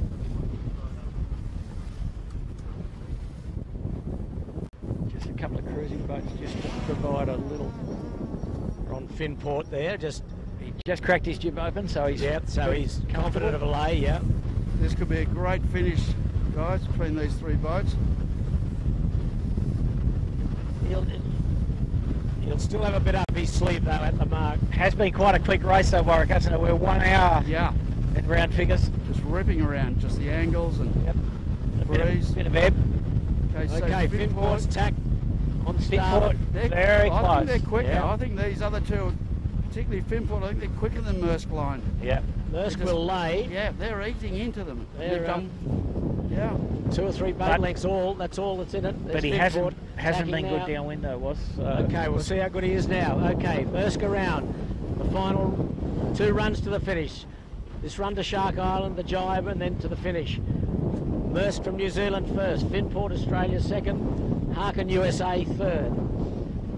They, barring accidents, will fight it out, but we've seen 50, a little less than a lot 15. of accidents. Yep.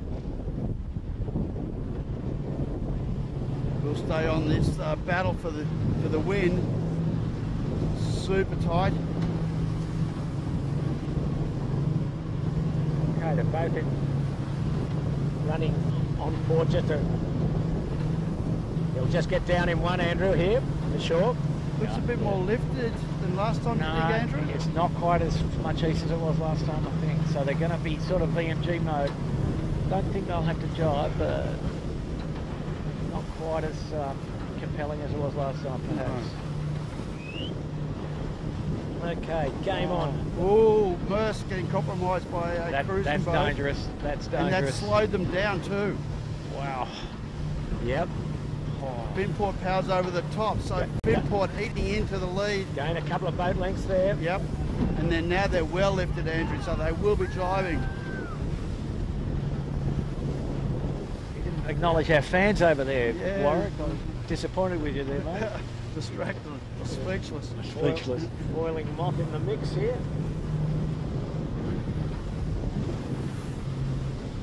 Okay, it's a thrilling battle. Maersk and Finport. Harkin out of it at this stage. But we've seen so many lead changes. Things happen in this race. You wouldn't discount anything happening here. Yeah, Harkin seemed to lose a lot very quickly at the end of that beat, didn't they? Yeah, I think they must have had a hung-up tack or something, was. Okay. You know, I didn't see it, but it looked like there's sort of a 20-second loss, and that's all it takes. Yep. Well, if this race is any indication of what we're going to see in the remaining 6 days of racing, we're in for a thrilling regatta. And even now, with still a hard attack material, mate. Yeah, still a long way to go. We still don't know who's I'll going tell to you win. what's out of shot, guys, over our shoulder, and I'm out of here because we've got a big 100-foot fast ferry just going full noise, and I don't know. may get behind the back of these Surely two. he'll go behind them. Surely. But these guys are going to have to drive in a second. It looks like they will, yeah. I think they've been lifted. Well, Finport has put asked the question to some degree. Yeah. I can see. Sorry, Andrew. Yeah, no, I mean, Finport's asked the question a bit, so Maersk has sort of covered them a bit, and then Maersk is setting up now. Yeah, they do need to jibe, and the cat ferry's a little bit in the way. No, they will need to jibe, I think it was. You can't go where Finport's going. No, absolutely. There, would you? Sure. Well, no. Just a little one, only a little one. What's Maersk going to do is if they get suckered into there, they mightn't get out. Do you know what I mean, Andrew? Yeah, you can get. I think Maersk might be okay. No, they're bailing now. Finport probably needs to jibe back about at the ferry wash, would be my guess. Geez, I'm looking down towards the bottom mark. It looks very light down there, Andrew. Yeah, well, sheet hands delight, tacticians delight. This one, mate. Yeah, that's what you earn the DOS. Here we go. Here we go. They just crossed the ferry wake and they're jibing back. So the Finport back on port. So Maersk will do a Simo. Just jibe in front of them. Exactly. Yeah. Nothing too dramatic there. Maersk not too tidy out of the jibe. No, I'll tell you what, they all look a bit soft. I think they'll have enough pressure, mate. Yeah, it'll come to them, but I'm just saying, just changing the racetracks, just changing it the whole time. Extended slightly there, Maersk, in those couple of manoeuvres. Yeah, I think Finport went a little bit too fast. Yes. Nonetheless, they've got good pressure barrelling down towards the jibe mark at Shark Island. Maersk in front. So this next few hundred metres is absolutely vital. Yeah, could decide this whole race. Finport wicked up. Maersk wicked up. Yeah, the Maersk maybe just going to cop a little bit of dirty air here. Yes, he's fairly much higher than Finport. Yep. Oh, he's got the wood on there. Finport's coming at him, slowly. Now Maersk gets the pressure and puts the foot down. Now the problem will be for Maersk, the bit of wind that we're in on the camera boat now. We're straight upwind of him, basically. Yeah, they've gone down to 2 strings. Yep, exactly. Yep. So look at that. Finport is just throwing Spinnaker at it now. Yeah. He's got more than he can handle. And they're only like, what, 100 metres apart? Yeah, so Finport's still in the strong wind. So it's bullets. There he comes. He's into the light air now. Yeah. So they've managed that transition very well, both boats. Yep, no, pretty good job, both the yachts, exactly. And quite different here to last time. Light air again. Yeah, Maersk now getting pressure. Now it's going light again. Finport down to just 2 strings, and they're bending their knees. Now they're getting pressure. He needs to heat. There's plenty of wind where we are now. Yeah. We're just to windward of the 2 boats. But Maersk has held their ground there. They did a nice job. And right on the mark. Yeah, and out of shot, even though they haven't gone through the transition zone, like these guys have, Harkin, Team USA, is not that far behind. Yeah, but Finport coming to the mark on an absolute screamer. Yeah. So, now, do you reckon Finport will throw the dice and put an earlier jibe in? He has to. I don't think he can't beat him by sailing to the other side, I don't think. He's on a lifted puff too, so... Yeah. Oh, yeah, some of my mates over here was in the tide. Have a shot of that, Chip? Yeah, you done that, Bucko. Okay, so Finport basically just drives, a little bit earlier than Maersk, but nothing significant, and they're about to get a huge gust. Finport, watch this. Yeah. Wow, Chits. Big bit of squirt there. That's got him out of jail to some degree, but wow, look at that. Yeah, and I can let you know that Harkin's just arrived at the bottom mark, so there's not a lot in it between 3 boats, but Maersk has held their nerve so far. And looking back, I can tell you that Honda Marine are almost 4. So that's something. Yeah, right. Yeah, Honda Marine attacking ASCO at the present time, back in 3rd, 4th. So that could be. Look at Finport. Finport absolutely flying. Maersk went through a really light patch, so now Finport does the same. So it's all stakes and ladders. Maersk bow down now, and he's halfway between the jibe mark and the finish at the western side of Point Piper. And Pete, one more bit of chicane work for them to do. The laser fleet is heading upwind on starboard. These boats are on starboard. The lasers will have right of way. So, and they don't have a lot of vision on them, but when you're up on the wing there and they've got the ASO on, you get a big blind spot. Yeah, yes. You'll just see this whole armada of lasers. Wow. He goes. He threads the needle. Yeah, he threaded it well. He's right. Oh, one of the lasers blown out. Okay, you can smell the finishing line now. Keegan York and Finn Port done a very good job all day. Yeah. He's just a little bit higher than Maersk, but it's at the moment all the way with Maersk from New Zealand. Josh Porepsky. Yeah. So this will, he's new to it this season. Shivers. Yeah, well, he's showing the way, that's for sure. But, you know. So Warwick, his background 49ers basically, yeah? I haven't had a chance to catch up with him, but I was told he was second in the 49er Worlds. Okay.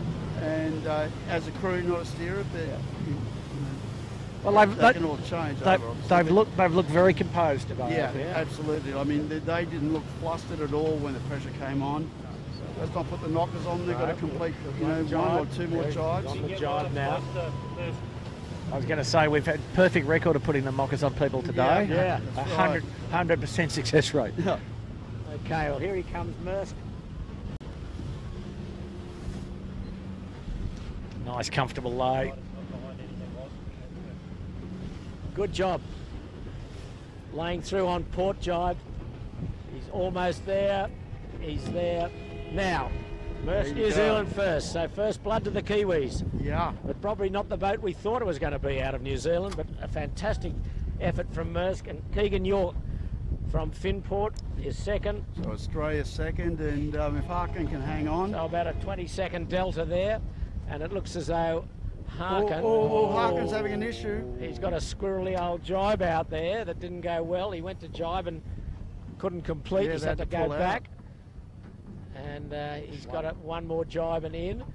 And then a long way back to fourth, but it's between ASCO and Honda Marine. Now Harkin jibes. He's a bit hot on the lay line, I think. Exactly. That's what I say. Gee whiz. And we're giving the laser fleet a bit of grief. We're right in amongst the laser fleet. They're all going home. Yeah, I think they've probably finished. So Harkin. The Harkin's going to get home comfortably. Yeah, he's going to come in third. So there'll be Harkin USA. Yeah, so let's just recap. Well, there's a fair gap now to fourth, so it'll be Maersk New Zealand first, Finport Australia second, and Harkin Team USA will be third. Well, I don't know where to start really. The first beat,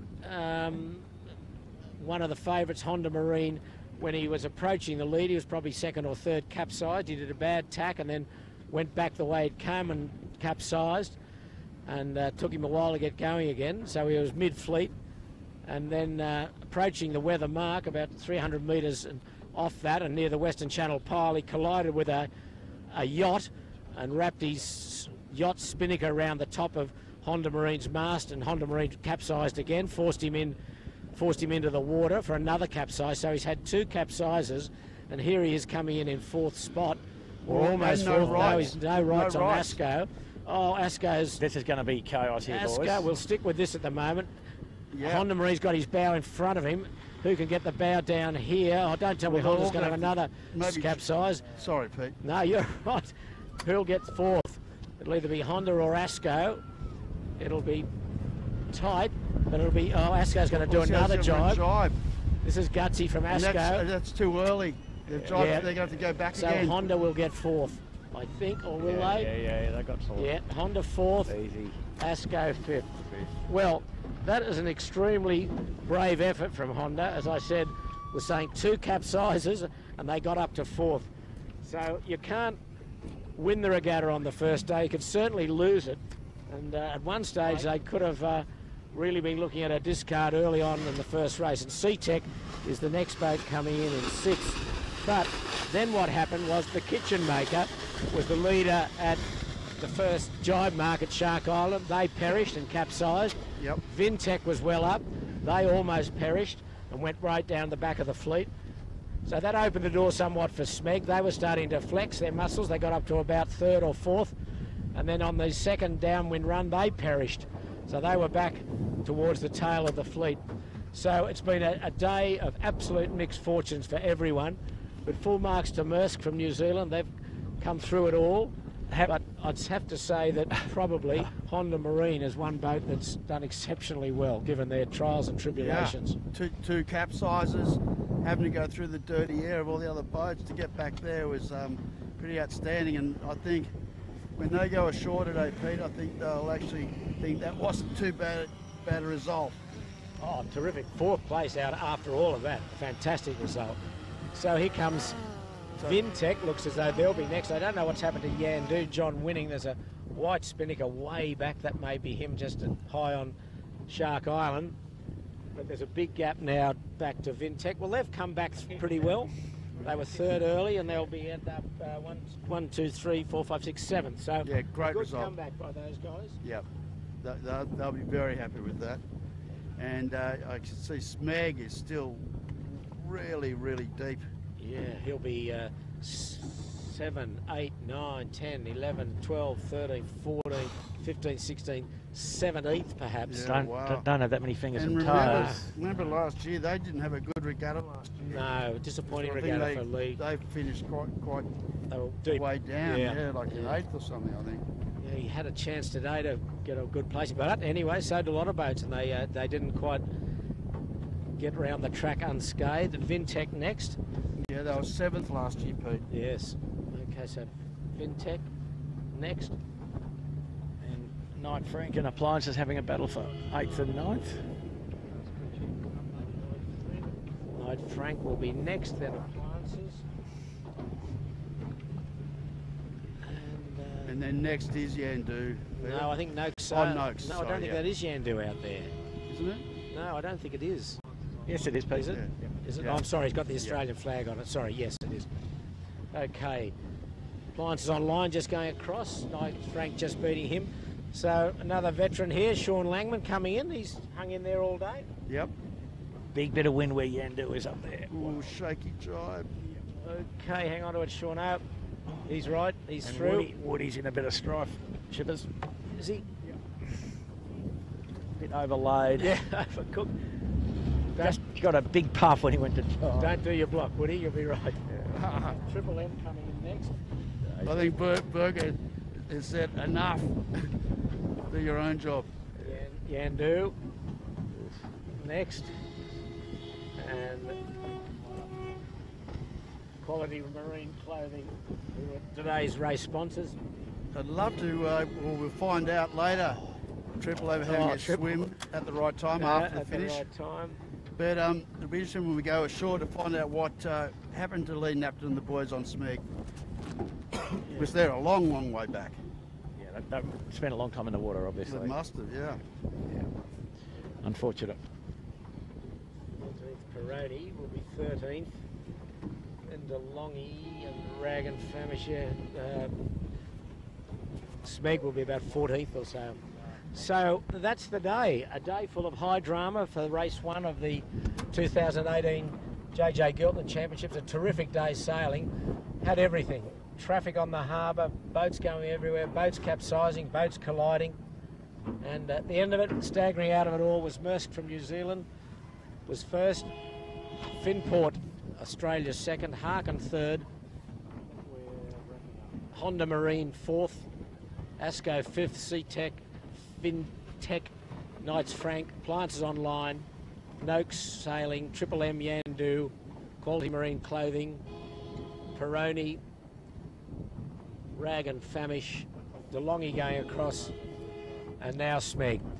So that's the day, and tomorrow I think we've got forecast a strong southerly if the forecasters are right. So that should be another day of high thrills and spills. Pete, I'd like to draw the viewers' attention to the impeccable record of the Camercat crew in picking the probable winners, including, kitchen maker Smeg and anybody else that ended up on the fin. My goodness, we've jinxed them, mate. The only redeeming one we had, I think, we did suspect that Harkin might perform well. So, yes, well, he didn't let us down. No, correct. Correct. The punters, well, they'll be throwing away a few tickets. So anyway, until tomorrow, we'll see you then, but it's been a terrific day for day one. This is Peter Shipway on behalf of all the camera crew that done a terrific job as usual. Warwick Rookle and Andrew Buckland, goodbye from Sydney Harbour, and we'll see you tomorrow.